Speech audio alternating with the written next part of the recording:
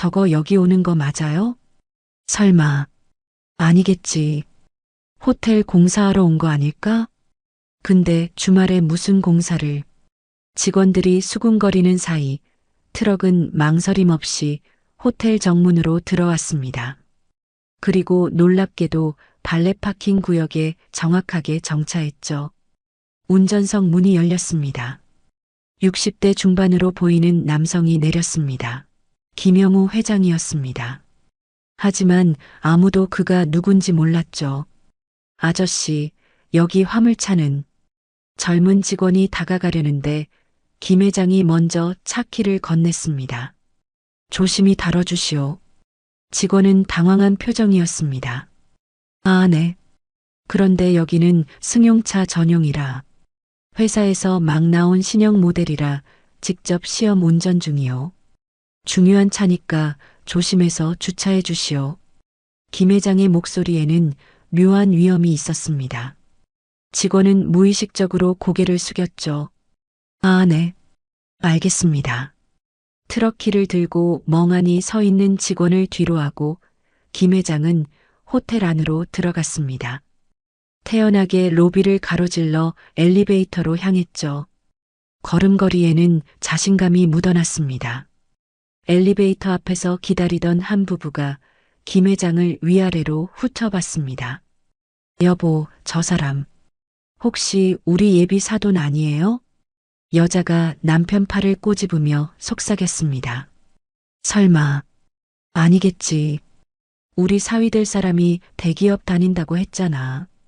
그런데 시간이 딱 맞는데 2시 반이잖아요. 에이, 설마. 부부는 불안한 표정으로 서로를 바라봤습니다. 한편 3층 한정식당 룸 앞. 박철수 사장 가족이 먼저 도착해 있었습니다. 박 사장은 짙은 회색 양복을 입고 있었고 그의 아내는 미용실에서 막 나온 듯한 머리에 진주 목걸이를 하고 있었죠. 그리고 딸 박지연. 그녀는 이날을 위해 특별히 준비한 명품 원피스를 입고 있었습니다. 크림색 샤넬 원피스에 같은 브랜드 백, 그리고 손톱까지 완벽하게 네일 아트를 받은 상태였죠. 엄마, 내 화장 괜찮아? 그럼 완벽해.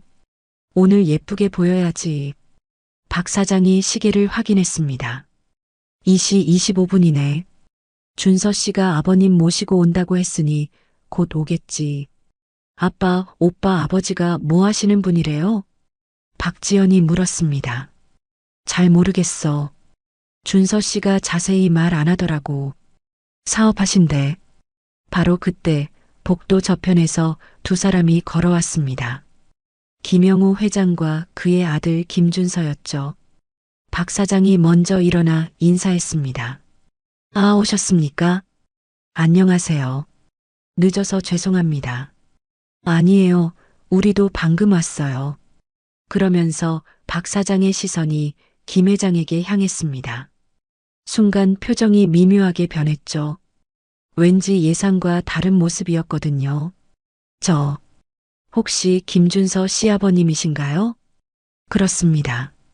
김영우입니다. 김 회장이 손을 내밀었습니다. 악수를 나누는 순간 박지연이 아버지 귀에 바짝 다가가 속삭였습니다.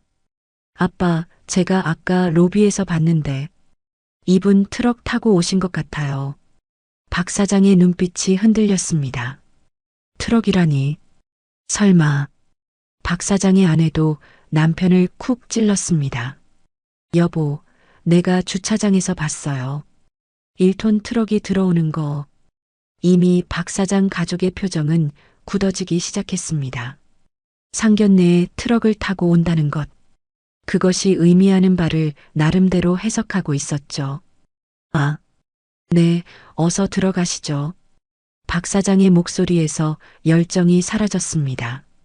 방금 전까지 있던 친근함도 온데간데 없었죠. 룸으로 들어가면서 박지연이 김준서에게 작게 물었습니다. 오빠 아버님이 정말 트럭 타고 오셨어요? 김준서가 대답하려는데 김 회장이 먼저 말했습니다. 네, 제가 트럭 타고 왔습니다. 무슨 문제라도 있습니까? 박지연이 당황했습니다. 아니, 그게 아니라 들어가서 얘기하시죠. 김 회장의 목소리는 담담했습니다. 하지만 그 담담함 속에는 이미 모든 것을 알고 있다는 듯한 여유가 담겨 있었죠. 한정식당 룸 안으로 들어섰습니다. 테이블은 고급스럽게 세팅되어 있었죠. 백자 그릇들이 가지런히 놓여 있었고 난초 화분이 은은한 향을 풍기고 있었습니다. 하지만 분위기는 이미 차갑게 식어 있었어요. 박 사장이 먼저 자리를 안내했습니다. 여기 앉으시죠. 그의 목소리에는 어색함이 묻어났습니다. 방금 전까지만 해도 사돈이 될 사람을 맞이하는 설렘이 있었는데 이제는 의무적으로 자리를 진행하는 느낌이었죠.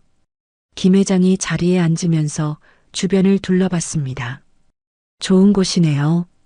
네, 여기가 상견례 장소로 유명해서요.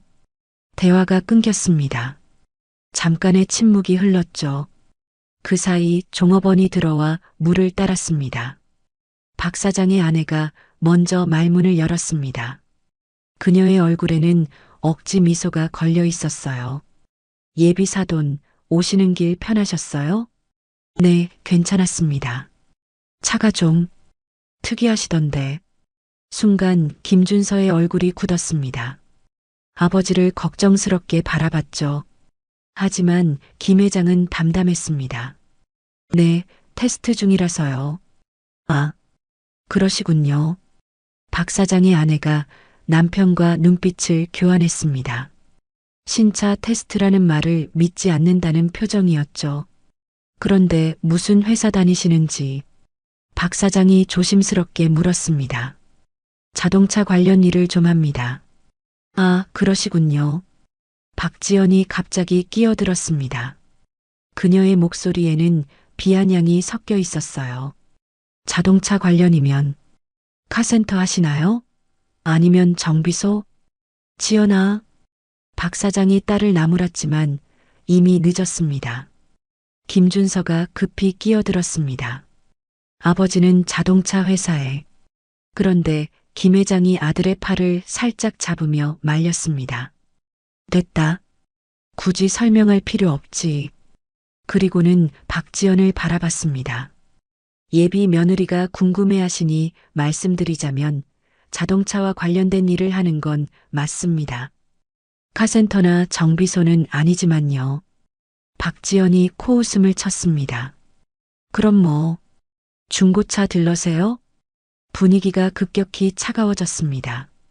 김준서가 주먹을 꽉 쥐었습니다. 얼굴이 붉어지며 뭔가 말하려 했지만 아버지가 그의 무릎을 살짝 두드렸죠. 참아라는 신호였습니다. 박 사장이 헛기침을 하며 화제를 돌렸습니다. 예비 사돈, 우리가 오해는 하지 맙시다. 오해요? 네, 결혼이라는 게 현실이지 않습니까? 사랑도 중요하지만 집안 형편도 맞아야 하고. 김 회장이 물잔을 들었다가 다시 내려놓았습니다. 그래서요? 솔직히 말씀드릴게요. 박 사장이 몸을 앞으로 기울였습니다. 우리 딸이 곱게 자랐습니다. 명문대 나와서 대기업 다니고 있고요. 삼성물산 과장입니다. 연봉도 8천이 넘어요. 훌륭하네요. 준서 씨도 좋은 청년입니다. 능력도 있고 성실하고. 그런데 박 사장이 잠시 말을 멈췄습니다. 그리고는 김 회장을 똑바로 바라봤죠. 예비 사도는 어떻습니까? 노후 준비는 되어 있으신가요? 순간 김준서가 벌떡 일어서려 했습니다. 아버님, 그게 무슨... 앉아. 김 회장의 낮은 목소리에 김준서는 다시 자리에 앉았습니다. 박지연이 거들었습니다. 그녀는 팔짱을 낀 채 거만한 표정을 짓고 있었어요. 맞아요. 전 매칭이 중요하다고 생각해요. 오빠는 좋은데 집안이. 그녀는 김 회장을 위아래로 훑어봤습니다. 솔직히 실망스러워요. 상견례에 트럭을 타고 오시다니. 아버님 연세도 있으신데 노후 준비는 되어 있으신가요? 나중에 우리가 다 부양해야 하는 거 아니에요? 김 회장이 물잔을 내려놓았습니다. 그리고 천천히 박지연을 바라봤죠. 노후 준비라. 그의 입가에 씁쓸한 미소가 번졌습니다. 젊은 분이 벌써 그런 걱정을 다 하시네. 당연하죠. 요즘 시대의 집안 배경 안 보고 결혼하는 사람이 어디 있어요? 박지연의 목소리가 높아졌습니다. 제가 왜 오빠랑 사귀는지 아세요? 오빠가 좋기도 하지만 대기업 다니니까예요. 안정적이잖아요. 그런데 시아버지가 그녀는 말을 멈추고 한숨을 쉬었습니다. 트럭 모시는 분이면 솔직히 좀. 박 사장의 아내가 거들었습니다. 그녀는 김 회장을 동정하는 듯한 표정을 지었어요. 예비 사돈, 이해해 주세요. 우리가 속물적인 게 아니라 현실적인 거예요. 그럼요. 김 회장이 고개를 끄덕였습니다. 현실적이어야죠. 그런데 박 사장의 아내가 본심을 드러냈습니다. 상견례에 트럭을 타고 오시는 건 좀 체면이라는 게 있잖아요. 체면이요? 네. 우리가 친구들한테 뭐라고 말해요? 사돈이 트럭 타고 상견례에 왔다고요? 김준서가 더 이상 참지 못했습니다. 어머님, 그게 뭐가 문제입니까? 문제죠. 큰 문제예요. 박 사장이 단호하게 말했습니다. 준서 씨, 이해해요. 당신 아버지를 부끄러워하는 마음은 없겠지만 우리는 다르거든요. 부끄러워하다뇨? 트럭이 뭐 어때서요? 김 회장이 물었습니다. 목소리는 여전히 차분했어요. 아니, 그게 상식적으로. 박 사장이 말을 더듬었습니다. 누가 상견례에 화물차를 타고 옵니까? 최소한 세단은 타고 와야. 박지연이 더 독하게 몰아붙였습니다. 솔직히 말할게요. 그녀는 자리에서 일어섰습니다. 저 오빠 돈 보고 만나는 거예요. 오빠가 대기업 다니니까. 그런데 집안이 이렇게 가난해 보이면 저는 못하겠어요. 지연아, 김준서가 소리쳤습니다. 왜? 내가 틀렸어? 박지연이 되물었습니다. 내가 맞는 말 하잖아. 아버지가 트럭 모는 일용직이면 나중에 우리가 다 책임져야 한다고. 병원비, 생활비 다 우리가 대야 할 거 아니야. 일용직이라니. 김준서가 어이없다는 표정을 지었습니다. 그럼 뭐야? 트럭 모는데 대기업 임원이야? 아니면 사장이야? 박지연이 비웃었습니다. 놀랍게도 김 회장은 화를 내지 않았습니다. 오히려 입가에 미소를 띄었죠. 일용직이라. 재미있는 추측이네요. 그는 천천히 일어섰습니다. 그런데 박 사장, 한 가지 묻고 싶은 게 있습니다. 뭔가요? 박 사장은 뭘 타고 오셨습니까? 박 사장이 어리둥절한 표정을 지었습니다. 그야, 제 차로 왔죠. 어떤 차인가요? 그랜저 하이브리드입니다. 작년에 새로 뽑았죠. 5천만 원 넘게 주고. 박 사장이 은근히 자랑스러운 표정을 지었습니다. 아, 그랜저. 좋은 차죠. 김 회장이 창밖을 바라봤습니다. 주차장이 한눈에 내려다 보였죠. 그곳에는 여전히 그의 트럭이 서 있었습니다. 5천만 원짜리 그랜저 타는 분이 1톤 트럭 타는 사람을 무시하시는군요. 그는 다시 박 사장을 바라봤습니다. 세상 참 재미있습니다. 뭐라고요? 박 사장이 눈을 크게 떴습니다. 김준서가 더 이상 참지 못하고 일어섰습니다. 아버지, 그냥 말씀드릴게요. 저희 아버지는 앉아. 김 회장의 한마디에 아들은 다시 앉았습니다. 준서야, 억지로 엮일 필요 없다. 그는 박 사장 가족을 차례로 바라봤습니다. 사람을 겉모습으로만 판단하는 집안과는 인연이 아닌가 보지. 박 사장이 비웃었습니다. 겉모습이라니요. 트럭 타고 다니시는 게 현실 아닙니까? 맞습니다. 트럭 타고 다니는 게 제 현실이죠.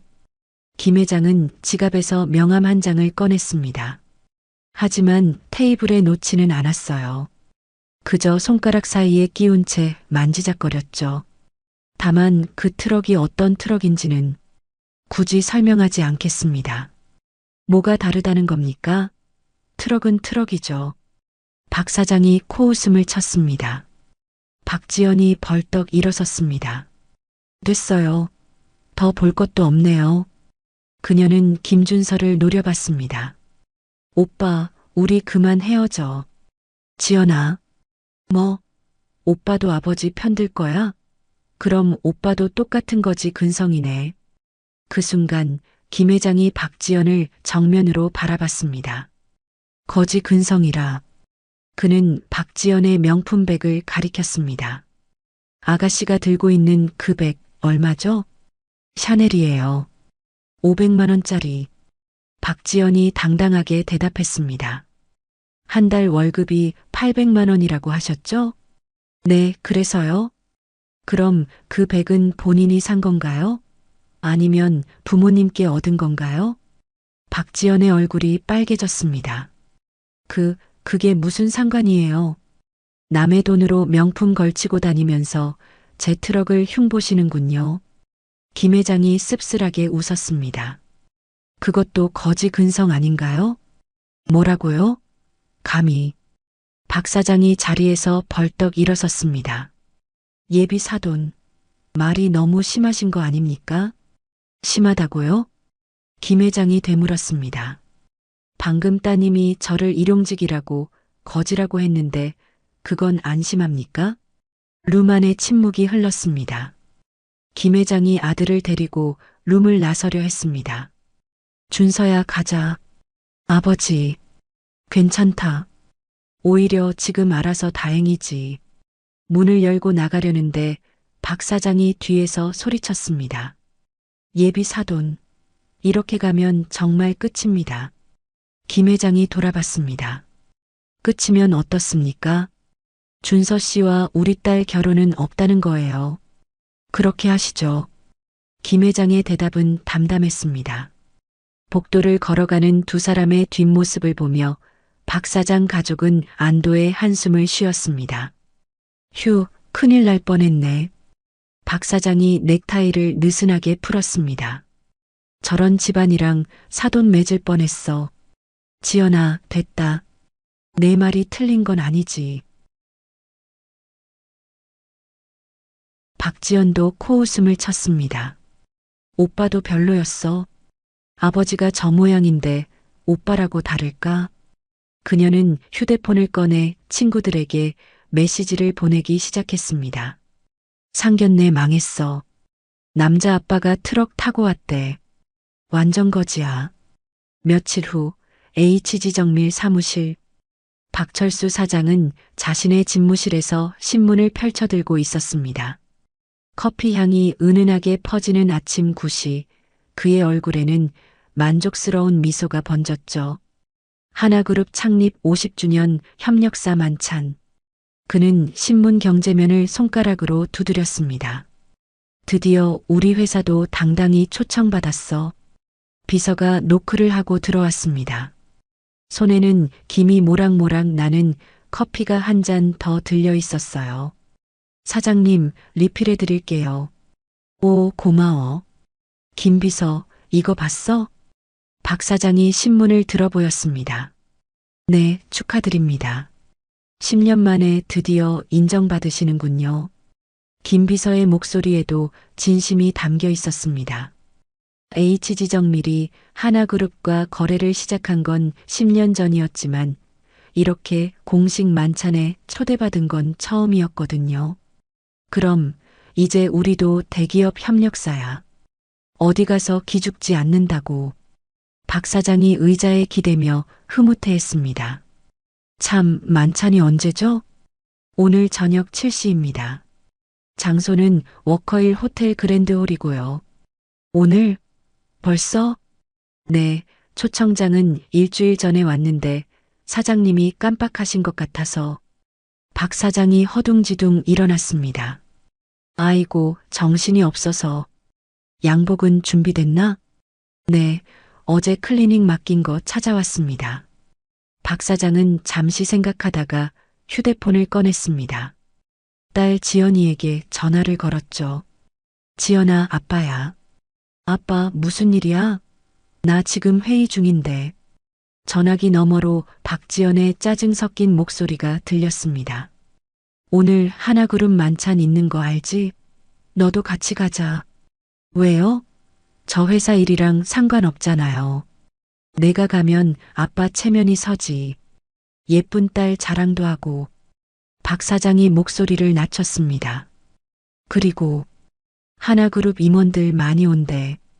혹시 모르잖아. 내 인연이 있을지.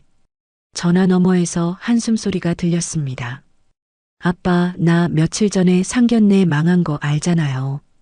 그런데 갈 기분 아니에요. 그 트럭 타던 집안 말이지? 에이, 그런 건 빨리 잊어. 오늘 가면 좋은 사람들 많을 거야. 지연아, 아빠 부탁이야. 응? 아, 진짜. 알았어요. 몇 시에 어디로 가면 돼요? 7시, 워커힐 호텔. 아빠가 6시 반에 데리러 갈게. 전화를 끊고 박 사장은 다시 신문을 펼쳤습니다. 하나그룹 관련 기사를 읽으며 중얼거렸죠. 김영우 회장. 2대 회장이라고 하네. 아버지한테 물려받아서 50조 기업으로 키웠다.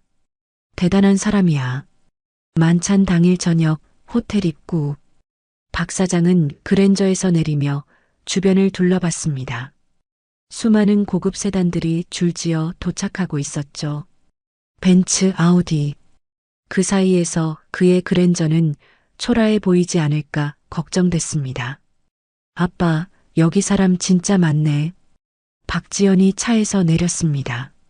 드레스를 입고 있었는데 목걸이와 귀걸이까지 완벽하게 차려입은 상태였죠. 당연하지. 하나그룹 협력사가 몇 개인데.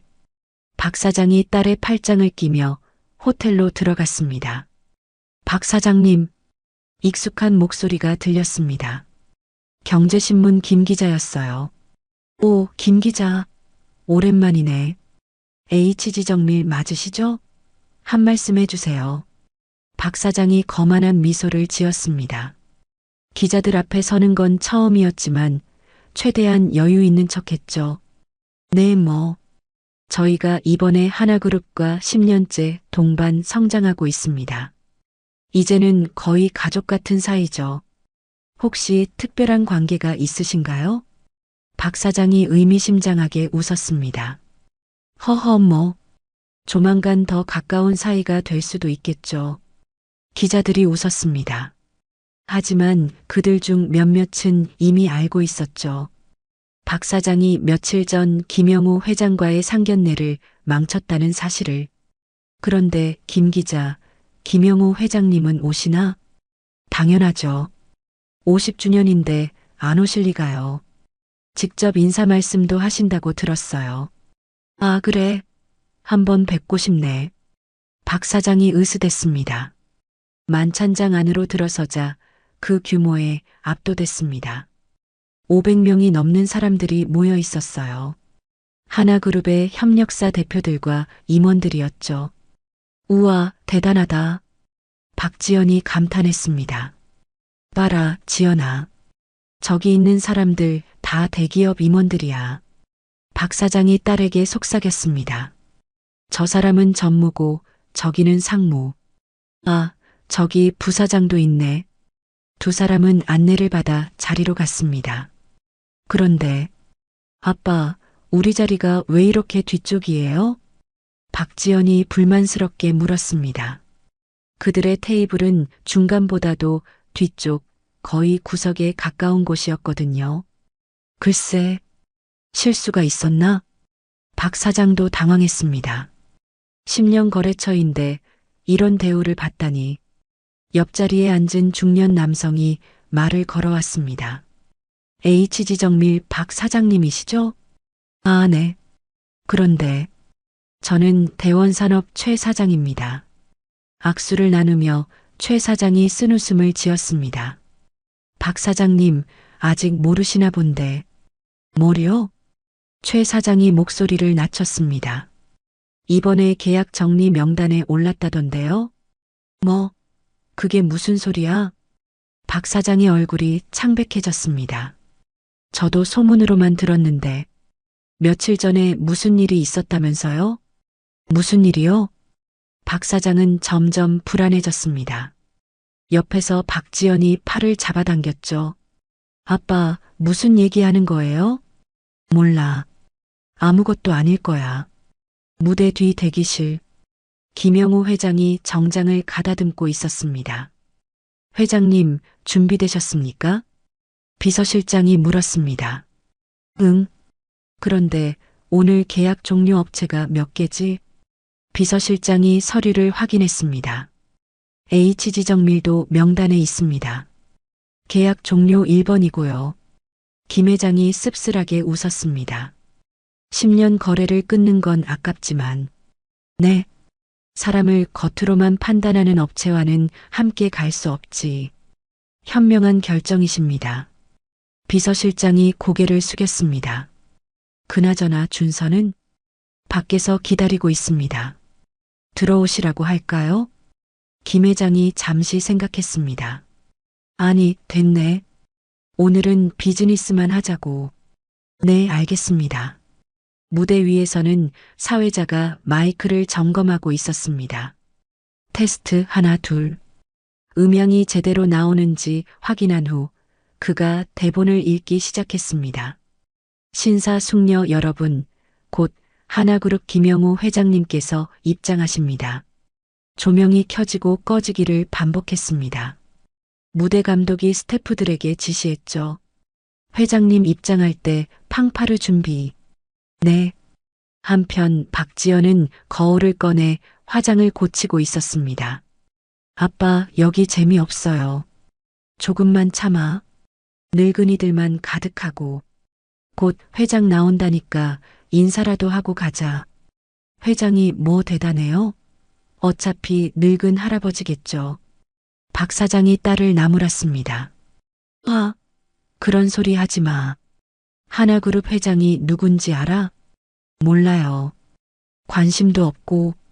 신사숙녀 여러분, 잠시 후 하나그룹 창립 50주년 기념 만찬을 시작하겠습니다.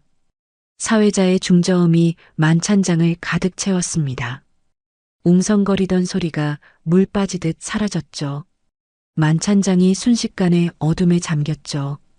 그리고 무대 옆문에 스포트라이트 하나가 켜졌습니다. 문이 열렸습니다. 한 사람이 걸어 나왔습니다. 김영우 회장이었습니다. 소개합니다.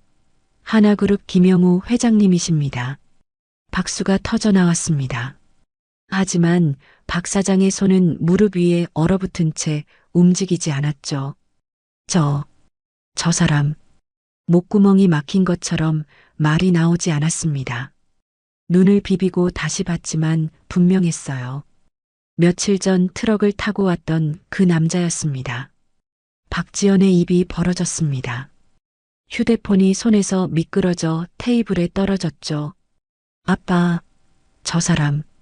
목소리가 너무 커서 주변 사람들이 돌아봤습니다. 박 사장이 급히 딸의 입을 막으려 했지만 이미 늦었죠. 트럭 타고 온 그 사람이잖아. 순간 주변 테이블의 시선이 일제히 쏠렸습니다. 어떤 이는 비웃었고 어떤 이는 동정했으며 어떤 이는 고개를 저었죠. 쉿, 조용히 해. 박 사장의 얼굴에서 혈기가 빠졌습니다. 대형 스크린에 영상이 떴습니다. 하나그룹 창립 50주년 김영우 회장. 그 아래 자막이 흘렀습니다. 선대 회장님으로부터 물려받아 현재 매출 50조 원의 글로벌 기업으로 성장. 카메라가 김 회장의 일상을 담은 영상이 이어졌습니다.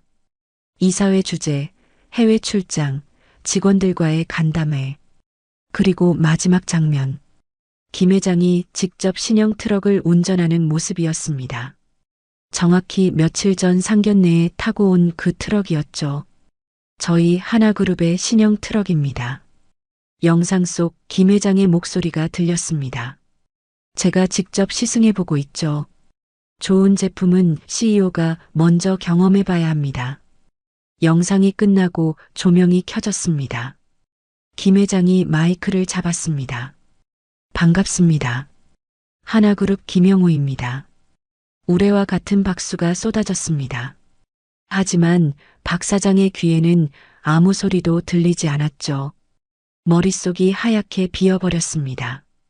50년 전 선친께서 작은 정비소에서 시작하신 회사를 물려받아 여기까지 왔습니다. 김 회장의 목소리는 차분했습니다.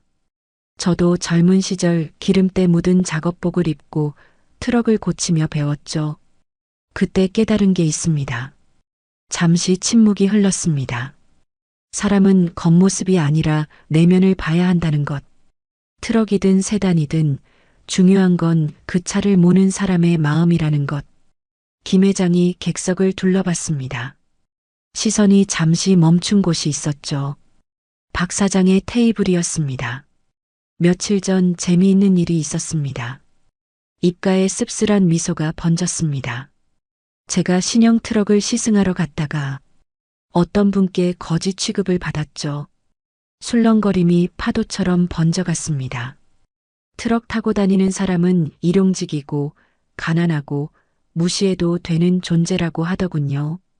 그 순간 저는 우리 하나그룹의 트럭을 운전하시는 3만 명의 기사님들을 떠올렸습니다. 김 회장이 객석을 둘러봤습니다. 우리 회사 트럭 운전기사 김철호 기사님은 25년째 무사고입니다. 세 자녀를 모두 대학까지 보내셨죠. 그분이 일용직입니까? 가난합니까? 무시해도 되는 존재입니까? 몇몇 사람들이 고개를 숙였습니다. 박민수 기사님은 작년에 고속도로에서 전복사고 차량을 발견하고 생명을 구하셨습니다. 그분의 트럭이 그분의 가치를 결정합니까? 김 회장의 목소리가 높아졌습니다. 만약 우리 직원들이 우리와 함께 일하는 수많은 트럭 운전자분들이 이런 모욕을 당한다면 저는 그저 보고만 있을 수 있을까요? 잠시 침묵이 흘렀습니다. 아닙니다. 절대 그럴 수 없습니다. 그래서 오늘 이 자리에서 분명히 말씀드립니다. 사람의 가치를 차종으로 판단하는 기업, 직업으로 차별하는 기업과는 하나그룹이 함께 갈 수 없습니다. 김 회장이 잠시 멈췄습니다. 그리고 정확한 발음으로 이어갔죠. 5천만 원짜리 그랜저를 타는 분이 3억짜리 특수 트럭을 무시하더군요. 객석 여기저기서 킥킥거리는 소리가 났습니다. 아이러니하지 않습니까? 박지연이 고개를 푹 숙였습니다. 얼굴이 화끈거렸죠. 옆 테이블에서 자신을 가리키며 속삭이는 게 느껴졌습니다. 저 여자가 그때 거지라고 한 사람이래. 대단하네. 회장님한테 그런 말을. 휴대폰을 집어 들려다 다시 내려놓았습니다. 손이 떨려서 제대로 잡을 수가 없었어요. 그래서 저는 다시 한번 확신했습니다. 김 회장의 목소리가 만찬장에 울려 퍼졌습니다. 사람을 겉으로 판단하는 이들과는 함께 갈 수 없다고. 우리 하나그룹은 트럭으로 시작했습니다. 선친께서 중고 트럭 한 대로 물건을 나르며 시작한 회사입니다. 우리는 그 뿌리를 잊지 않을 것입니다. 박 사장의 등에 식은땀이 흘렀습니다. 와이셔츠가 등에 달라붙었죠. 옆자리 최 사장이 의미심장한 눈빛으로 쳐다봤습니다. 다른 테이블의 사장들도 마찬가지였어요. 동정과 조롱이 섞인 시선들이 사방에서 날아왔습니다. 박 사장은 자리에서 일어나고 싶었습니다. 이 자리를 벗어나고 싶었죠. 하지만 다리에 힘이 들어가지 않았습니다. 김 회장이 다시 말을 이었습니다. 오늘은 기쁜 날이지만 동시에 아픈 결정을 내려야 하는 날이기도 합니다. 만찬장의 공기가 팽팽해졌습니다. 50년을 함께 해온 협력사 여러분께 감사드립니다. 하지만 김 회장이 단상에서 한 걸음 앞으로 나왔습니다. 우리의 가치관을 공유하지 못하는 기업과는 더 이상 함께할 수 없습니다. 박 사장의 심장이 쿵쿵 뛰었습니다. 곧 자신의 회사 이름이 불릴 것 같은 불길한 예감이 들었죠. 박지연이 아버지의 소매를 잡아당겼습니다. 아빠, 우리 그냥 나가요. 하지만 박 사장은 움직일 수 없었습니다. 두 발이 바닥에 못 박힌 것처럼 굳어 있었죠. 이제 안타까운 소식을 전해야겠습니다. 김 회장의 목소리가 한층 낮아졌습니다. 만찬장 안공기가 얼어붙었죠. 올해를 끝으로 계약을 종료하는 협력사를 발표하겠습니다. 스크린에 큰 글씨가 떴습니다. 계약 종료 협력사. HG정밀 마이너스 대표 박철수. 박 사장이 벌떡 일어섰습니다. 의자가 뒤로 넘어갈 뻔했죠. 회장님. 500명이 넘는 시선이 한꺼번에 쏠렸습니다. 카메라 플래시가 터졌고 기자들이 일제히 메모를 시작했죠.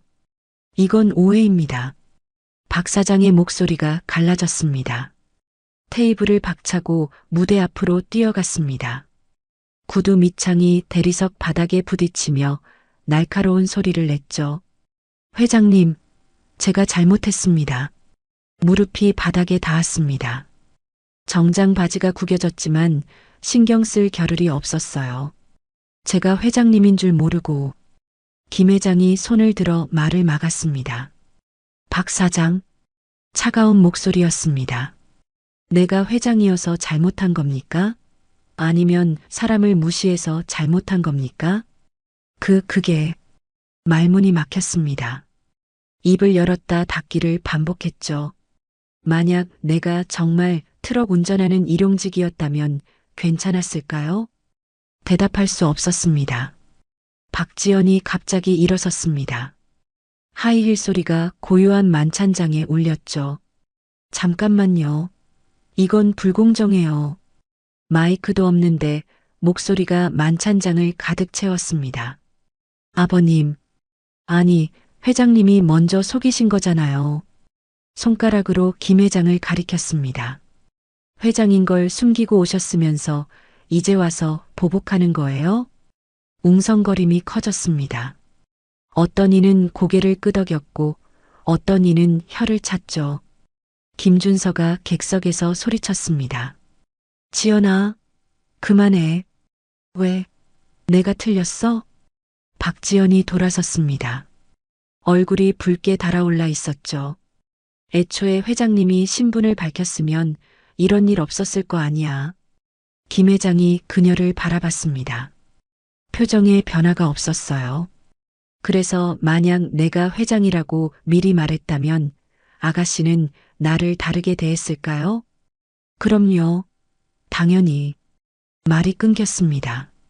자신이 무엇을 인정하고 있는지 깨달은 순간이었죠. 객석에서 실소가 터져 나왔습니다. 맞죠? 김 회장이 고개를 끄덕였습니다. 그게 바로 문제입니다.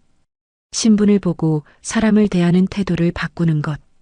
박지연의 다리가 후들거렸습니다. 의자를 잡으려 했지만 헛손질했죠. 김 회장이 마이크를 다시 잡았습니다. HG정밀과의 10년 거래, 오늘부로 종료합니다. 박 사장이 두 손을 모았습니다. 회장님, 제발. 그리고 김 회장이 객석을 둘러봤습니다. 앞으로 HG정밀과 거래하는 모든 협력사도 재검토하겠습니다. 폭탄 선언이었습니다. HG정밀과 거래하던 수십 개 협력사 대표들이 의자에서 튀어 올랐습니다. 박 사장, 당신 때문에 우리까지. 박 사장이 바닥에 이마를 대고 엎드렸습니다. 회장님, 한 번만 용서해 주십시오. 목소리가 떨렸습니다. 직원들이 300명입니다. 그 가족까지 하면 1000명이 넘어요. 김 회장이 내려다봤습니다. 그 직원들과 가족을 생각했어야죠. 제발, 제발이요. 사람을 함부로 판단하기 전에 말입니다. 박 사장이 고개를 들었습니다. 눈가가 붉어져 있었죠. 제가 진짜 잘못했습니다. 딸이 아직 어려서. 어려서요? 김 회장이 박지연을 봤습니다. 30이 넘은 사람이 어립니까? 박지연이 울먹이며 소리쳤습니다. 아빠, 왜 무릎 꿇어? 김준서가 걸어 나왔습니다. 지연아, 아직도 모르겠어? 뭘? 너희가 한 짓이 얼마나 비열한지. 박지연이 김준서를 밀쳤습니다. 비열? 우리가 뭘? 그냥 트럭이 싫다고 한 것뿐이야. 그게 바로 비열한 거야. 김준서의 목소리가 단단했습니다. 사람을 차로 판단하고 직업으로 무시하고 그래서 뭐 이렇게 복수하는 게 정당해? 사회자가 다시 마이크를 잡았습니다. 올해 협력사 계약을 종료하는 업체를 발표합니다. 대형 스크린에 다시 한번 글씨가 떴습니다. HG정밀 대표 박철수. 이름 옆에 빨간 X 표시가 그어졌습니다. 김 회장이 마지막으로 한마디 덧붙였습니다. 저희 그룹은 기술도 신뢰도 그리고 무엇보다 사람됨을 중시합니다. 시선이 박 사장에게 고정됐습니다. 차종 따지고 체면만 챙기는 지방과는 앞으로 함께 갈 수 없겠지요. 박 사장이 의자에 주저앉았습니다. 다리에 힘이 풀렸죠. 박지연은 고개를 푹 숙였습니다. 숟가락을 만지작거리다 놓기를 반복했어요. 손이 계속 떨렸습니다. 다음 날 아침 HG정밀 본사. 직원들이 사무실 앞에 모여 있었습니다. 사장님, 이게 무슨 일입니까? 경리과 김 과장이 다급하게 물었습니다. 하나그룹이랑 계약 끊겼다는 게 사실입니까? 박 사장은 아무 말도 할 수 없었습니다. 입술만 달싹거렸죠. 현관문이 벌컥 열렸습니다. 경리부장이 헐레벌떡 뛰어들어왔어요. 사장님, 큰일 났습니다. 서류 뭉치를 테이블에 내던졌습니다. 거래처들이 줄줄이 계약 해지 통보를 보내고 있습니다. 뭐, 왜? 하나그룹이랑 계속 거래하려면 우리랑 끊으래요. 팩스기가 미친 듯이 울렸습니다. 계약 해지 통보서가 쏟아져 나왔죠. 일주일 후 HG정밀 공장. 철문에는 큰 자물쇠가 채워져 있었습니다. 폐허. 빨간 스프레이로 쓰인 두 글자가 녹슨 철문에 선명했습니다. 바람에 날린 전단지가 자물쇠에 걸려 펄럭였죠. 직원들이 짐을 싸서 나오고 있었습니다. 10년 다닌 회사가 하루아침에 40대 남자가 골판지 상자를 들고 터덜터덜 걸어 나왔습니다. 상자 안에는 가족 사진과 머그컵 그리고 10년 근속 상패가 들어 있었죠. 다 사장이랑 그 딸년 때문이야. 젊은 직원이 분노를 터뜨렸습니다. 손에 든 명함 뭉치를 바닥에 내던졌죠. HG정밀이라고 쓰인 명함들이 바람에 흩날렸습니다. 집에 가서 뭐라고 하지? 애들 학원비는. 경리과 김 과장이 눈물을 훔쳤습니다. 그녀의 손에는 해고 통지서가 들려 있었어요. 박 사장이 공장 앞에 서 있었습니다. 양복은 구겨져 있었고 넥타이는 풀어 헤쳐져 있었죠. 며칠 동안 제대로 씻지도 못한 듯 수염이 덥수룩했습니다. 사장님, 이제 어떻게 하실 겁니까? 누군가 물었습니다. 박 사장은 대답 대신 고개만 저었죠. 우리가 뭘 잘못했다고 이렇게. 한 직원이 울먹였습니다. 사장님 딸이 하나그룹 회장님한테 트럭 타고 다닌다고 무시했다며?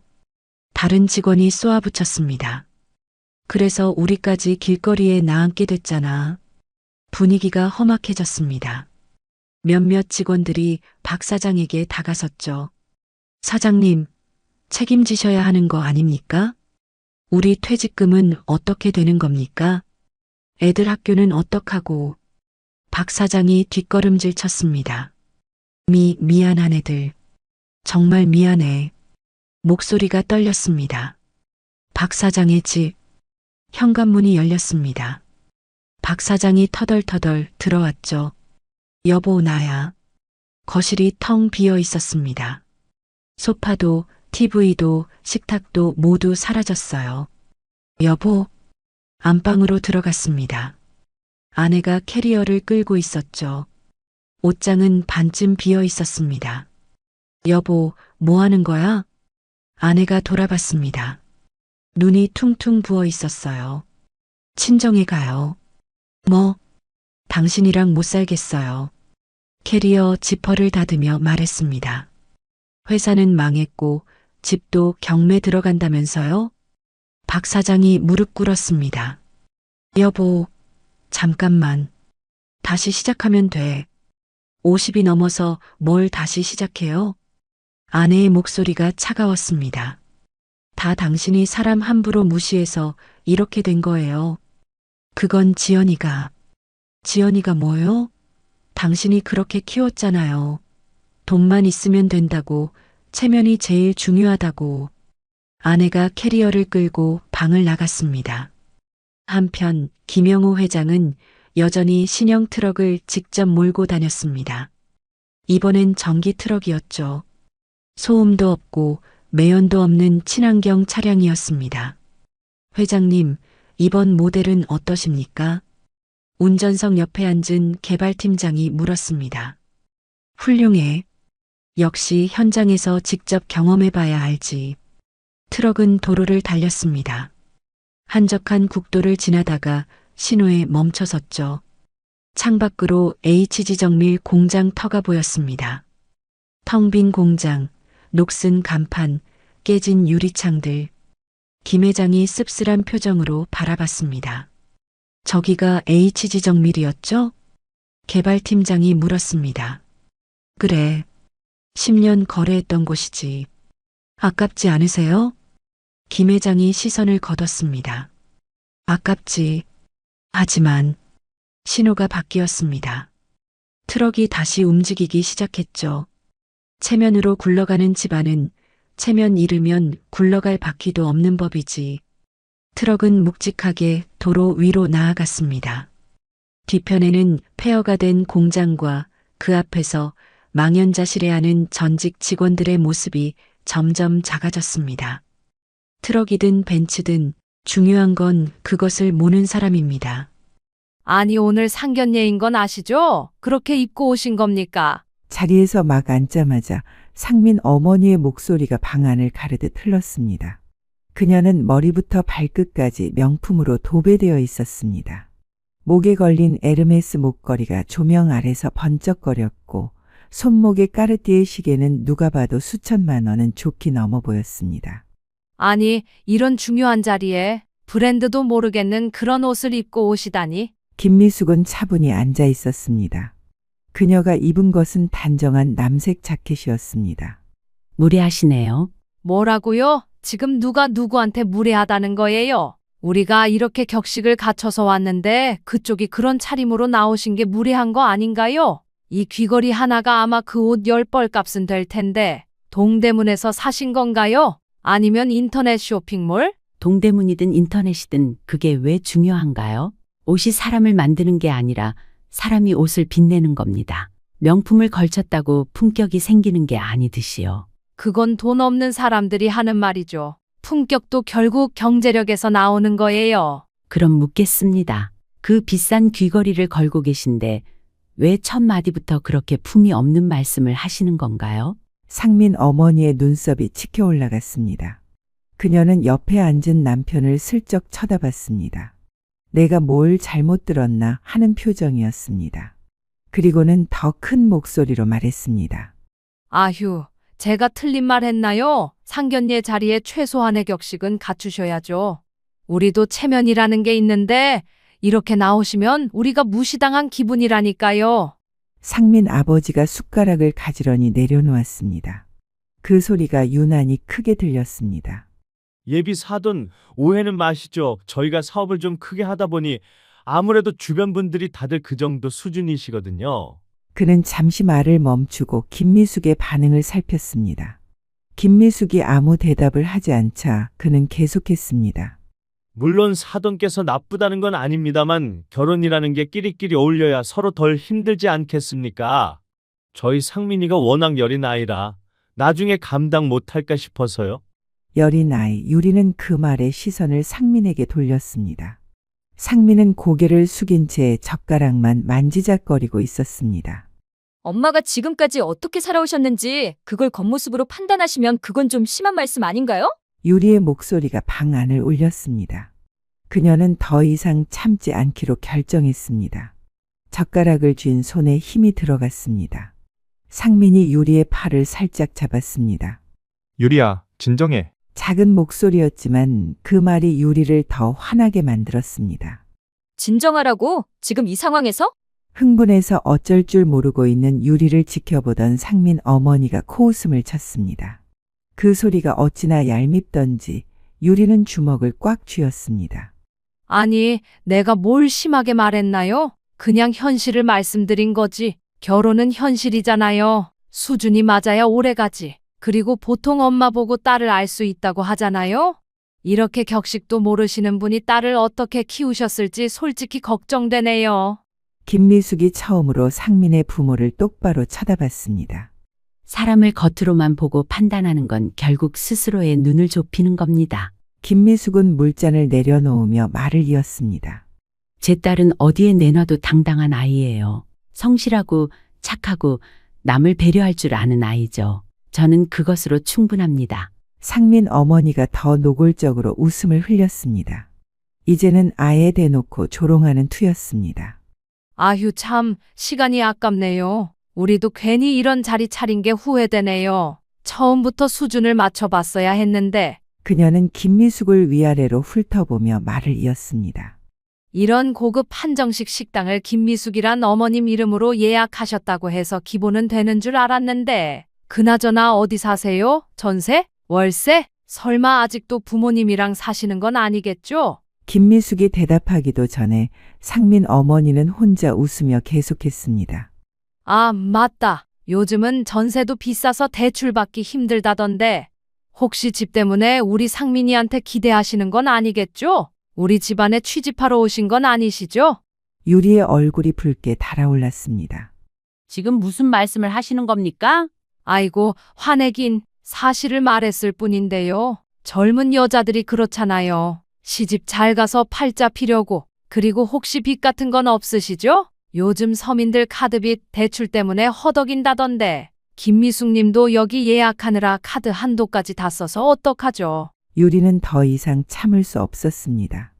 일어서려는 순간 김미숙이 그녀의 손을 잡았습니다. 그리고 처음으로 긴 말을 했습니다. 참 안 됐네요. 김미숙의 목소리는 여전히 차분했습니다.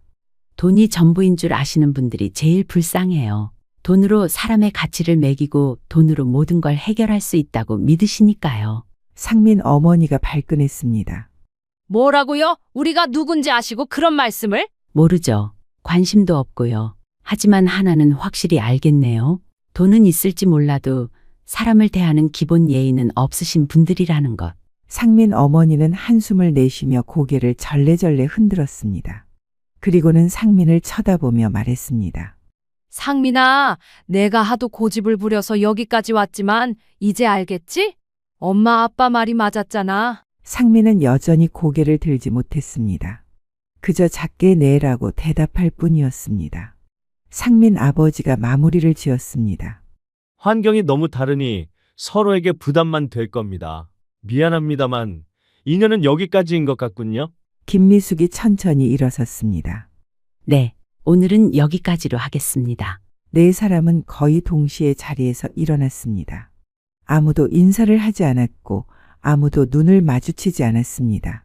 식탁 위에 음식은 한 젓가락도 뜨지 못한 채 그대로 남아 있었습니다. 상견례가 끝난 뒤 상민의 부모는 아무렇지 않다는 듯 먼저 자리에서 나갔습니다. 유리와 김미숙이 계산을 마치고 식당 문을 나서려는 순간 입구 쪽에서 다소 소란스러운 목소리가 들렸습니다. 아니, 차를 맡겼으면 제대로 갖다 놔야 할 거 아니에요? 상민 어머니의 날카로운 목소리였습니다. 그녀는 주차 직원 앞에 서서 손가락질을 하고 있었습니다. 주차 직원이 허둥지둥 고개를 숙였습니다. 젊은 청년이었는데 얼굴이 빨갛게 달아올라 있었습니다. 죄송합니다. 손님, 잠시 대기해 주시면 바로. 대기, 내가 시간이 남아도는 사람으로 보여요? 이렇게 더운 날씨에 기다리라고. 상민 어머니는 일부러 목소리를 높였습니다. 지나가는 사람들이 쳐다볼 정도였습니다. 아니, 발레 파킹비를 10,000원씩이나 받으면서 이런 서비스밖에 못해요? 그 돈이 아까워서 어떻게 해요? 정말 죄송합니다. 다른 차량이 막고 있어서 잠시만. 다른 차량? 그럼 그거 먼저 치우라고 했어야죠. 기본도 모르는 거예요? 몇 살이에요, 도대체? 상민 아버지도 거들었습니다. 이런 기본도 안 된 직원 때문에 서비스가 나빠진다니까. 우리가 왜 이런 데 와서 기분 상해야 해? 그는 주차 직원의 명찰을 뚫어지게 쳐다봤습니다. 김민수, 이름 기억해뒀다가 매니저한테 얘기할 거예요. 이런 직원은 교육을 다시 시켜야 해. 젊은 직원의 손이 떨리고 있었습니다. 정말 죄송합니다. 제가 실수했습니다. 5분만 기다려 주시면. 5분, 1분도 못 기다려요. 우리가 얼마짜리 차를 타는지 알아요? 정말 죄송합니다. 이런 일이 다시는 없도록. 다시는 이미 늦었어요. 우리가 얼마나 기분 나쁜지 알아요? 상민 어머니는 계속 목소리를 높였습니다. 보상해야 하는 거 아니에요? 식사비라도 할인해 주든지. 그녀는 이미 나온 뒤였지만 트집을 잡아 무언가를 더 뜯어내려 했습니다. 그건 이미 계산이 끝나서. 김미숙과 유리는 그 광경을 조용히 지켜보고 있었습니다. 주차 직원은 여전히 고개를 숙인 채 서 있었고 그의 주먹은 꽉 쥐어져 있었습니다. 자존심을 버리고 참아야 하는 현실이 그를 괴롭게 했습니다. 밖으로 나오자 바람이 얼굴을 스쳤습니다. 유리가 엄마의 팔을 잡으려 했지만 김미숙이 먼저 말했습니다. 유리야, 네, 엄마. 오히려 잘 됐어. 이제야 사람을 제대로 본 거니까. 사람은 제 그릇만큼만 담을 수 있어. 우리를 담기엔 그들의 그릇이 너무 작았던 거야. 근데 엄마, 화났나요? 그렇게 모욕을 당했는데. 김미숙이 희미하게 웃었습니다. 화를 내는 것도 상대를 봐가면서 해야지. 개가 짖는다고 사람이 같이 짖을 순 없잖아. 차가 출발하자 유리는 창밖을 바라봤습니다. 한정식 집의 간판이 점점 멀어져 갔습니다. 회사에 출근한 유리는 하루 종일 휴대폰을 확인했습니다. 상민에게서 연락이 올 거라고, 아니 와야 한다고 생각했습니다. 사과라도 변명이라도 뭐라도 있어야 하지 않을까. 3년을 만난 사이인데 그때 휴대폰이 진동했습니다. 상민이었습니다. 유리야, 상민의 목소리는 낮고 지쳐 있었습니다. 평소의 밝은 목소리가 아니었습니다. 미안하다. 부모님 말씀대로 우리 집안이랑은 환경이 너무 다르다. 그래서? 유리 어머님이 사업하신다고 하셔서 그런 줄만 알았는데 그래서? 내가 감당하기 힘들 것 같아. 부모님이 너무 반대하시고 나도 생각해보니까 나중에 문제가 될 것 같고. 그래서 뭐라고 말하려고? 파혼하자고. 부모님이 오늘 정식으로 파혼 얘기 전하라고 하셨어. 내 쪽 집안이랑은 안 맞는다고. 나중에 고생할 게 뻔하다고. 알았어. 짧은 대답이었습니다. 더 할 말이 없었습니다. 유리야, 나도 어쩔 수 없었어. 부모님이 너무 반대하셔서. 상민이 변명을 시작했습니다. 하지만 유리는 듣고 싶지 않았습니다. 그래, 부모님 말씀 잘 들어. 평생 그렇게 살아. 유리야, 그렇게 말하지 마. 나도 힘들어. 너도 힘들어. 그럼 왜 그때 아무 말도 안 했어? 내 부모님이 우리 엄마를 그렇게 모욕할 때 왜 가만히 있었어? 그건 됐어. 이만 끊을게. 휴대폰을 주머니에 넣고 유리는 한참을 창가에 서 있었습니다. 눈물이 날 것 같았지만 울지 않았습니다. 김유리 씨, 회의 시작한대요. 동료의 목소리에 유리는 고개를 돌렸습니다. 네, 지금 갈게요. 김유리 씨, 괜찮아요? 옆자리 동료가 조심스럽게 물었지만 유리는 억지로 웃으며 대답했습니다. 네, 괜찮아요. 화장실 좀 다녀올게요. 화장실 칸 안으로 들어가 문을 잠그자 그제야 표정이 무너졌습니다. 거울 속 자신의 얼굴은 창백했고 눈가가 벌써 붉어져 있었습니다. 종이 타월을 움켜쥐고 눈가를 닦았지만 눈물은 멈추지 않았습니다. 한참 후에야 겨우 호흡을 가다듬고 눈가를 정리했습니다. 붉어진 눈이 들킬까봐 화장품으로 덧칠하고 다시 미소를 흉내냈습니다. 괜찮아, 괜찮아. 혼잣말을 몇 번이고 반복하며 유리는 다시 문을 열고 밖으로 나갔습니다. 퇴근 후 집에 돌아온 유리는 엄마가 서재에서 뭔가를 열심히 읽고 있는 것을 봤습니다. 서류 더미가 책상 위에 쌓여 있었고 엄마는 안경을 쓴 채 집중하고 있었습니다. 엄마, 뭐 하세요? 김미숙이 고개를 들었습니다. 그리고 딸의 얼굴을 보자마자 알았습니다. 전화가 왔다는 것을. 응, 왔니? 계약서 검토하고 있어. 상민이한테 전화 왔었어요. 김미숙은 안경을 벗고 유리를 바라봤습니다. 딸의 눈가가 붉은 것을 놓치지 않았습니다. 파혼하자고 했어요. 부모님이 반대한대요. 김미숙이 자리에서 일어나 유리에게 다가왔습니다. 그리고 딸을 안았습니다. 말없이 그저 꼭 안아줬습니다. 울고 싶으면 울어도 돼. 그 한마디에 유리는 참았던 눈물을 쏟았습니다. 부모님이 싫다고 하니까 그냥 저를 버린 거예요. 알아, 다 알아. 유리는 엄마의 말에 고개를 들었습니다. 근데 엄마, 그 서류가 뭐예요? 김미숙이 희미하게 웃었습니다. 별거 아니야. 그냥 새로운 투자건. 하지만 유리는 봤습니다. 서류 위에 적힌 회사 이름을 상민 아버지 회사의 이름이었습니다. 엄마, 설마. 가서 쉬어. 피곤할 텐데. 상민 아버지는 회사 회의실에서 숨을 고르며 서류를 넘기고 있었습니다. 올해 들어 가장 큰 규모의 계약건. 납품액만 100억 원이 넘는 대형 프로젝트였습니다. 상민 아버지의 입가에 미소가 번졌습니다. KM그룹, 업계에서 모르는 사람이 없는 알짜 기업입니다. 그런 곳과 직거래를 트게 되다니. 잘했네. 다들 수고 많았어. 그는 만족스러운 표정으로 계약서를 받아들었습니다. 표지를 넘기고 조항들을 훑어보다가 마지막 페이지에 이르렀습니다. 그리고 그의 손이 멈췄습니다. 계약서 하단, 상대방 서명란, 대표이사 김미숙. 순간 그의 머릿속이 하얗게 변했습니다. 김미숙, 흔한 이름이긴 하지만 왜 이렇게 불안한 느낌이 드는 걸까요? 설마 아니겠지. 그럴 리가 없어. 라고 생각하면서도 며칠 전 한정식 집에서의 그 여자가 떠올랐습니다. 이 김미숙 대표가 혹시 어떤 분인지 알 수 있을까? 그의 목소리가 떨렸습니다. 실무이사가 당황한 듯 대답했습니다. 아, KM그룹 김미숙 회장님이십니다. 외부 행사에 잘 나서지 않아서 얼굴을 모르는 분이 많습니다. 회장? 네. 재작년에 회장님이 돌아가시면서 내부에서 경영권 승계 다툼이 있었습니다. 결국 당시 계열사 사장이던 장녀 김미숙님이 회장직을 승계했습니다. 그걸 왜 이제 보고하는 거야? 아닙니다. 이미 지난달에 KM그룹 회장님 관련 보고서를 올려드렸습니다. 상민 아버지는 다급하게 쌓여있는 서류 더미를 뒤적이며 묻습니다. 사진은 있나? 잠시만요. 네, 여기 있습니다. 사진을 보는 순간 상민 아버지의 손에서 계약서가 힘없이 바닥으로 떨어졌습니다. 곧이어 그의 입술에서 떨리는 한마디가 새어나왔습니다. 이럴 수가.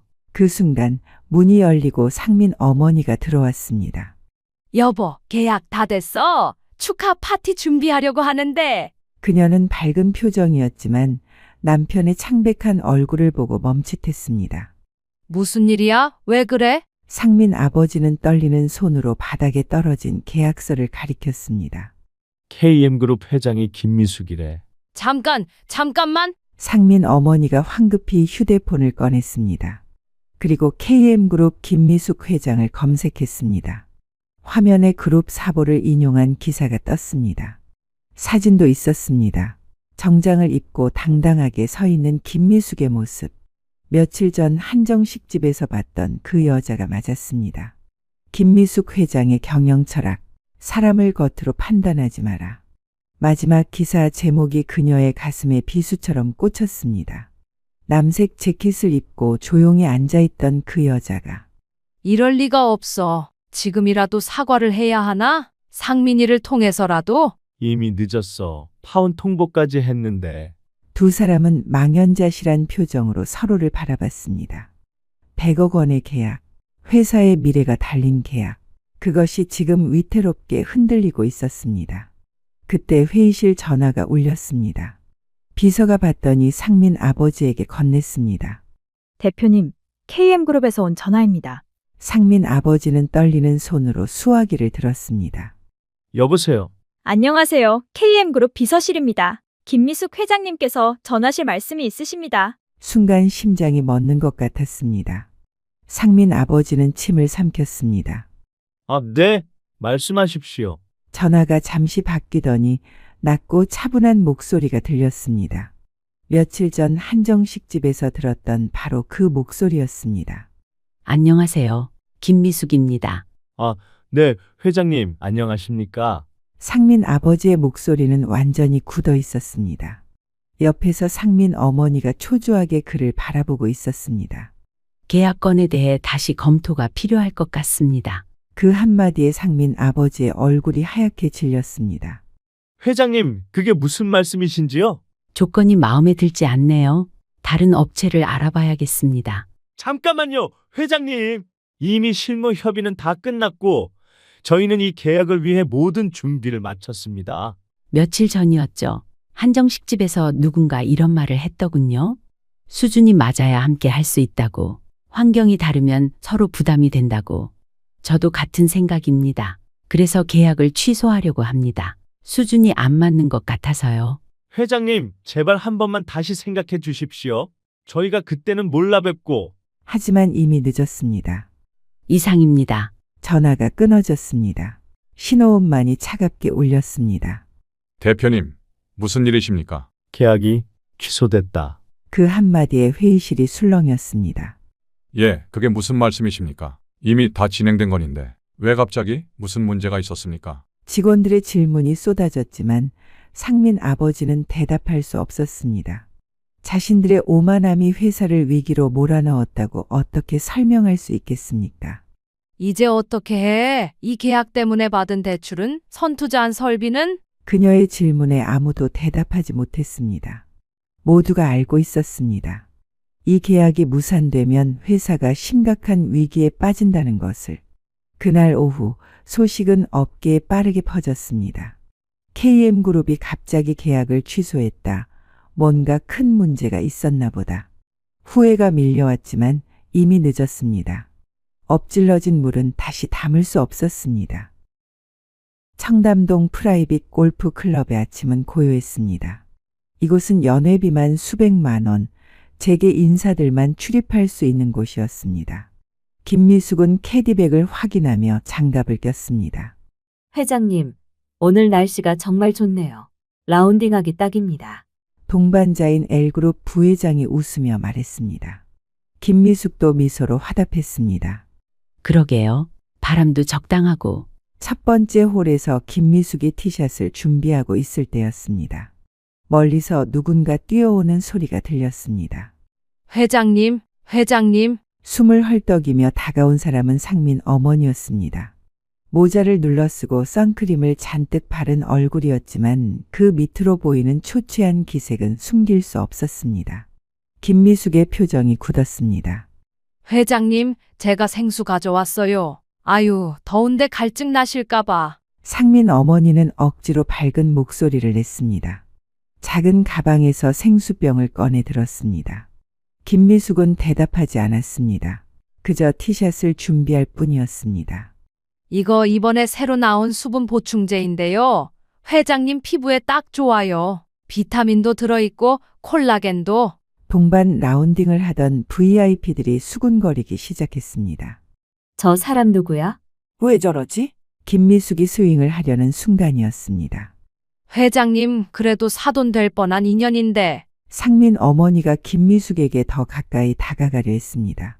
그 순간 그녀가 들고 있던 골프카트가 김미숙의 어깨를 스쳤습니다. 탁!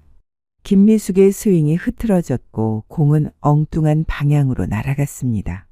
오비 지역으로 떨어지는 공을 보며 모두가 숨을 죽였습니다. 아이고, 죄송해요. 제가 긴장해서 그만. 상민 어머니가 황급히 사과했지만 이미 분위기는 차갑게 식어 있었습니다. 그래도 이렇게라도 인사드리고 싶었어요. 그때는 제가 너무 실수를. 아니, 몰라 뵀어요. 회장님이신 줄 어떻게 알았겠어요? 그렇게 평범하게 오셔서. 김미숙이 드디어 입을 열었습니다. 조용하지만 단호한 목소리였습니다. 그만하시죠. 상민 어머니가 멈칫했습니다. 회장님, 저는 그저. 저 잡상인 싫어합니다. 끌려나가는 상민 어머니는 골프장 입구에서 무너졌습니다. 무릎을 꿇고 울었습니다.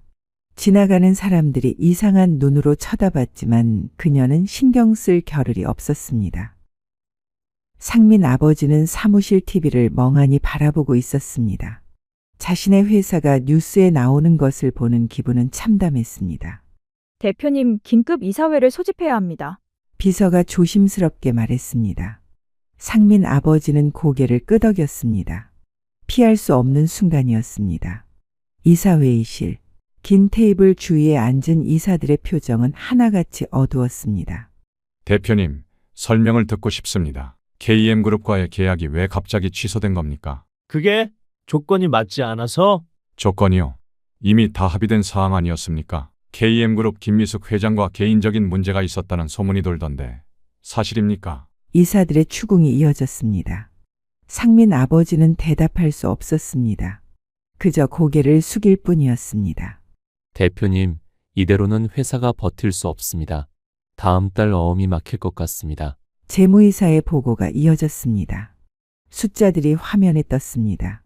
부채 비율 200%, 유동성 비율 50% 미만. 회사는 이미 한계 상황이었습니다. 직원들 월급도 문제입니다. 이번 달은 겨우 지급했지만 다음 달은 거래처들이 줄줄이 계약을 취소하고 있습니다. KM그룹과 척을 진 회사와는 거래하기 부담스럽다고. 김미숙은 본사 집무실에서 그 뉴스를 보고 있었습니다. 창밖으로는 서울의 야경이 펼쳐져 있었습니다. 반짝이는 불빛들이 별처럼 빛나고 있었습니다. 노크 소리가 들렸습니다. 회장님, 보고 드릴 것이 있습니다. 비서가 들어와 서류를 올렸습니다. 한일 지분이 시장에 대량으로 나왔습니다. 주주들이 패닉 상태인 것 같습니다. 김미숙은 서류를 훑어봤습니다. 그리고 짧게 지시했습니다. 경매에 나온 지분부터 차례대로 사들이세요. 전량 매입하시겠습니까? 네, 51% 이상 확보하는 대로 보고하세요. 비서가 나간 후 유리가 들어왔습니다. 엄마, 정말 인수하실 거예요? 당연하지. 저평가된 기업을 인수하는 건 당연한 비즈니스야. 김미숙의 목소리는 담담했습니다. 하지만 유리는 알 수 있었습니다. 이것이 단순한 비즈니스가 아니라는 것을. 그 사람들 지금 어떨까요? 글쎄, 자업자득이지. 상민의 아버지가 회사로 출근하자 직원들의 시선이 따가웠습니다. 그들도 이미 다 알고 있었습니다. 회사가 망하고 있다는 것을, 그리고 그 원인이 경영진의 실수라는 것을. 그때 비서가 뛰어들어왔습니다. 대표님, KM그룹에서 우리 회사 지분을 대량 매입하고 있답니다. 순간 사무실이 조용해졌습니다. 뭐라고? KM그룹이 51% 지분을 확보했습니다. 이제 경영권이 넘어갔습니다. 회의실의 공기는 납덩이처럼 무거웠습니다. 긴 테이블 주위에 앉은 임원들은 하나같이 긴장한 표정이었습니다. 오늘은 새로운 대주주가 처음으로 참석하는 이사회였습니다. 상민 아버지는 여전히 대표이사 자리에 앉아 있었지만 그것도 형식일 뿐이었습니다. 곧 오실 겁니다. 비서의 말에 모두가 회의실 문을 향해 시선을 돌렸습니다. 상민은 아버지 옆에 앉아 서류를 만지작거렸습니다. 며칠 전까지만 해도 이 회사의 후계자였던 그는 이제 언제 쫓겨날지 모르는 신세가 되었습니다. 문이 열렸습니다. 검은색 정장을 입은 김미숙이 들어섰습니다. 그 뒤를 따라 유리가 걸어 들어왔습니다. 역시 검은색 정장에 깔끔하게 올린 머리. 며칠 전 파혼 통보를 받고 울던 그 유리가 아니었습니다. 순간 회의실이 술렁였습니다.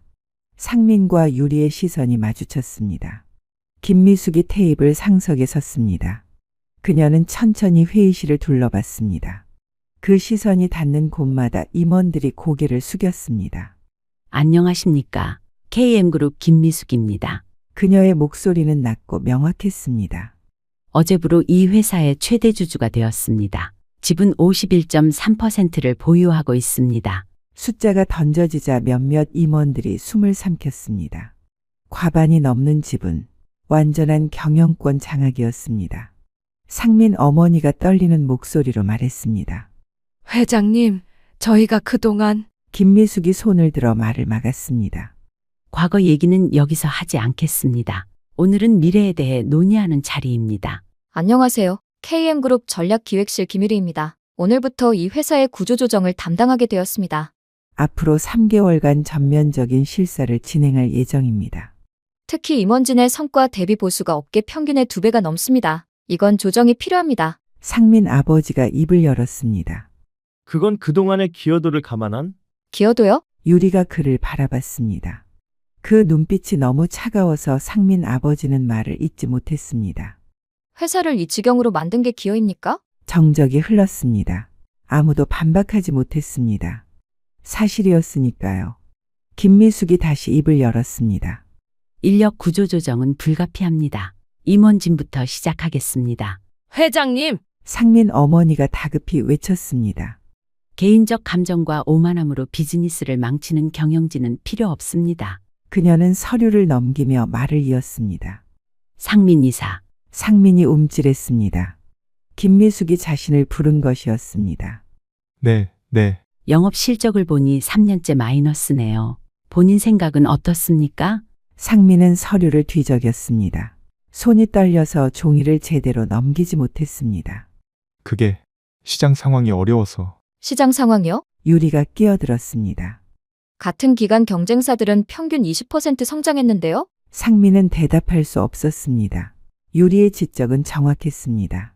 이사님, 감이 많이 떨어지신 것 같네요. 유리의 목소리에는 미세한 조롱이 섞여 있었습니다. 상민은 그것을 느꼈습니다. 며칠 전까지 연인이었던 사람이 이제는 자신을 이렇게 대하고 있었습니다. 어디 휴가라도 다녀오시죠. 바람이라도 쐬고 오시면 생각이 달라지실지 모르겠네요. 그 말의 의미를 모두가 알았습니다. 당장 나가라는 통보였습니다. 상민 아버지가 다급히 말했습니다. 회장님, 상민이는 아직 젊고 배울 게 많습니다. 한 번만 기회를. 기회는 이미 충분히 드렸습니다. 김미숙은 단호했습니다. 3년간 마이너스 실적이면 충분하지 않습니까? 그녀는 다른 임원들을 둘러봤습니다. 다른 분들도 마찬가지입니다. 실적으로 증명하세요. 3개월 안에 개선이 없으면 전원 교체하겠습니다. 실적이 오르면 구조조정도 필요 없습니다. 간단한 일이죠. 김미숙이 일어섰습니다. 오늘은 여기까지입니다. 다음 이사회는 2주 후입니다. 그때까지 각자 개선안을 준비해 오세요. 예전에 누군가 이런 말을 했더군요. 끼리끼리 어울려야 한다고. 수준이 안 맞으면 같이 일할 수 없다고. 상민 부모의 얼굴이 하얗게 질렸습니다. 자신들이 했던 말이었습니다. 저도 같은 생각입니다. 그래서 수준에 맞는 사람들로 교체하려는 겁니다. 서울 시내 최고급 레스토랑의 VIP룸. 크리스털 샹들리에가 은은한 빛을 내리고 있었습니다. 한 끼에 100만 원이 넘는 코스 요리가 준비된 자리였습니다. 상민의 부모가 직접 예약한 곳이었습니다. 마지막 자존심을 걸고 준비한 자리였습니다. 김미숙과 유리가 들어왔을 때 상민의 부모는 이미 서 있었습니다. 평소에 거만함은 온데간데 없었습니다. 어서 오십시오. 웨이터가 의자를 빼주었습니다. 김미숙과 유리는 아무 말 없이 자리에 앉았습니다. 테이블 위에는 최고급 와인이 준비되어 있었습니다. 한 병에 500만 원이 넘는 것이었습니다. 오늘 이렇게 모신 건? 상민 아버지가 말을 시작했습니다. 그의 목소리는 여전히 떨리고 있었습니다. 며칠 사이에 머리가 반쯤 새어 있었습니다. 그때 그 일 사과드리고 싶어서입니다. 상민 아버지의 이마에는 땀이 송글송글 맺혔습니다. 자존심을 다 버리고 내뱉는 사과였습니다. 저희가 눈이 멀었습니다. 겉모습만 보고 판단했습니다. 용서해 주십시오. 유리는 무릎 꿇은 상민의 부모를 바라봤습니다. 얼마 전까지만 해도 자신의 엄마를 그토록 무시하던 사람들이었습니다. 격식도 모른다, 수준이 안 맞는다고 조롱하던 사람들이 지금 이렇게 무릎을 꿇고 있었습니다. 저 그때는 정말 몰라 뵀어요. 회장님이신 줄 어떻게 알았겠어요. 이렇게라도 마음을 드려야 편할 것 같아서 받아주십시오. 제발 한 번만 용서해 주세요. 김미숙은 아무 말 없이 와인잔을 들었습니다. 천천히 향을 맡았습니다. 그리고 한 모금 입에 머금었습니다. 순간 그녀의 얼굴에 깊은 주름이 잡혔습니다. 왜 이렇게 썩은 맛이 나죠? 그녀는 잔을 내려놓으며 무릎 꿇은 상민 아버지를 내려다봤습니다. 그 시선은 차가웠습니다. 생각해보니 그날 이런 말씀을 하셨더군요. 집안 수준 차이가 나면 결국 곤란해진다. 겸상하기도 부끄럽다. 끼리끼리 어울려야 한다. 상민 아버지의 얼굴이 순식간에 창백해졌습니다. 자신이 했던 말들이 그대로 돌아오고 있었습니다. 한 글자도 빠짐없이. 그리고 또 뭐라고 하셨죠? 아, 맞다. 제 딸이 감당하기 힘들 거라고. 적응 못할 거라고. 나중에 수준 차이가 티날 거라고. 그리고 제 옷차림도 문제 삼으셨죠. 상견례의 격식도 모른다고. 체면이 안 선다고, 허름하다고. 회장님, 저희가 잘못했습니다. 정말 잘못했어요. 이제 와서 잘못했다고요? 유리가 처음으로 입을 열었습니다. 그녀의 목소리는 차가웠지만 그 안에는 분노가 섞여 있었습니다. 그때는 우리를 그렇게 무시하시더니 이제 와서 무릎 꿇으면 다 용서가 되는 건가요? 상민 아버지가 고개를 들었습니다. 그의 눈은 충혈되어 있었습니다. 그럼 어떻게 해야 합니까? 뭘 어떻게 해야 용서해 주시겠습니까? 용서요? 썩은 맛이 배어버린 술은 아무리 좋은 병에 담아도 다시 맑아지지 않습니다. 그녀는 천천히 일어섰습니다. 유리도 따라 일어섰습니다. 사람도 마찬가지죠. 한번 썩은 인성은 돈으로도 권력으로도 무릎 꿇는 것으로도 바뀌지 않아요. 김미숙은 무릎 꿇은 두 사람을 내려다보며 마지막 말을 남겼습니다.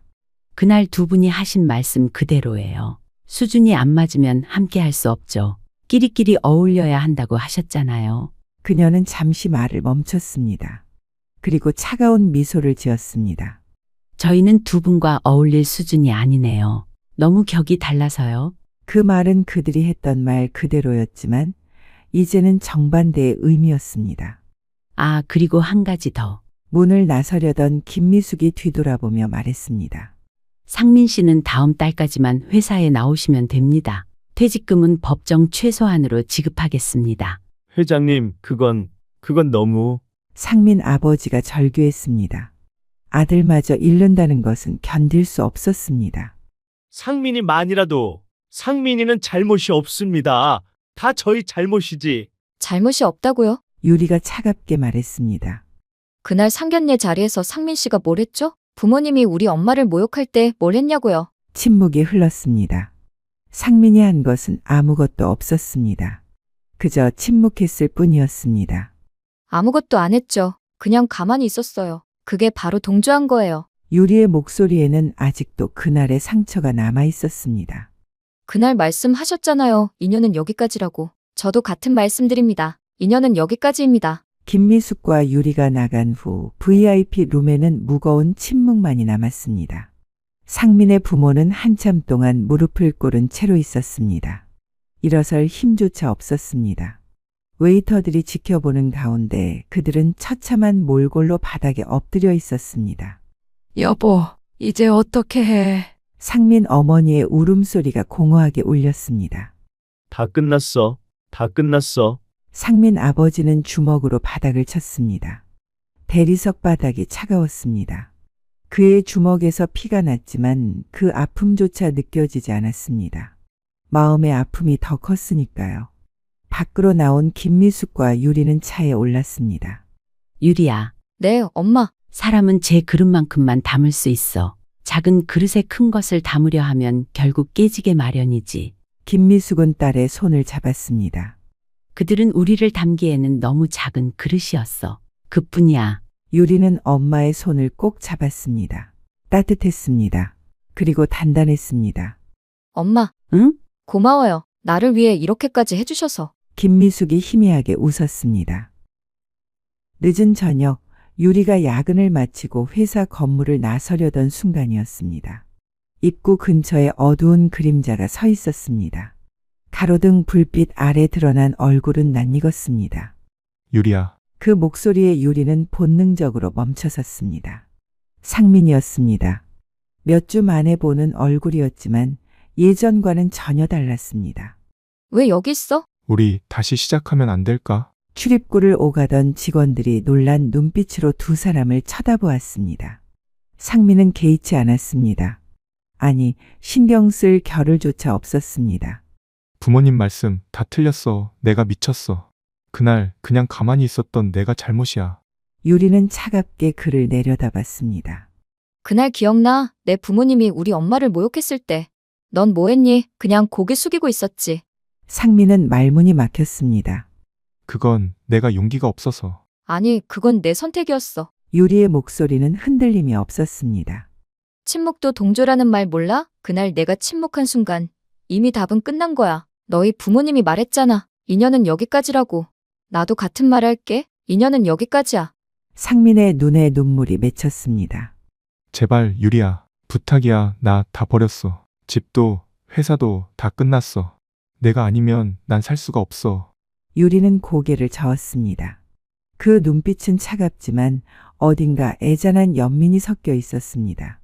살 수 있어. 너는. 다만 이제 나랑은 아무 상관이 없어. 그녀는 가방을 고쳐매고 차분히 돌아섰습니다. 상민은 뒤에서 그녀의 이름을 부르며 울부짖었지만 유리의 걸음은 멈추지 않았습니다. KM그룹의 인수 이후 회사는 눈에 띄게 달라졌습니다. 몇 달 전만 해도 회생 불가능하다고 평가받던 기업이 김미숙 회장님의 과감한 결단과 전략기획실의 철저한 구조조정으로 새로운 옷을 입게 되었습니다. 불필요한 비용은 과감히 줄어들었고 효율을 높이는 방향으로 조직이 재편되었습니다. 처음에는 반발도 있었지만 실적이 눈에 띄게 오르자 사람들의 시선은 달라졌습니다. KM그룹이 들어온 뒤로 완전히 달라졌어. 솔직히 예전엔 거래하기 꺼려졌는데 이제는 믿을만하다니까. 거래처들의 평판도 점점 달라졌습니다. 잃었던 신뢰가 회복되었고 예전에는 감히 바라보지도 못했던 해외 프로젝트까지 수주할 수 있었습니다. 유리도 바쁘게 움직였습니다. 전략기획실에서 맡은 프로젝트마다 성과를 내면서 점점 팀원들의 신뢰를 얻게 되었습니다. 처음에는 회장 딸이라서 봐주는 것 아니냐는 말도 있었지만 그런 시선들은 오래 가지 못했습니다. 늦은 밤 불 꺼진 회의실에서 보고서를 작성하는 그녀의 모습은 누구보다 진지했고 철저했습니다. 반면 상민 씨의 집안 이야기는 업계에서 뒷담화에 좋은 소재가 되었습니다. 한일, 거기 이제 끝났지. KM그룹한테 찍혔다잖아. 옛날엔 청담에서 명품만 들고 다니며 잘 나갔다더니 지금은 전성기 다 갔어. 누가 같이 하겠어. 사람들은 이제 그들의 이름을 부러움 섞인 어조로 말하지 않았습니다.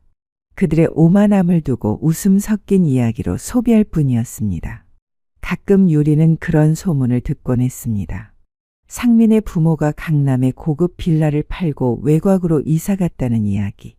지인들 모임에도 잘 나오지 않고 나오더라도 사람들이 슬쩍 피한다는 이야기.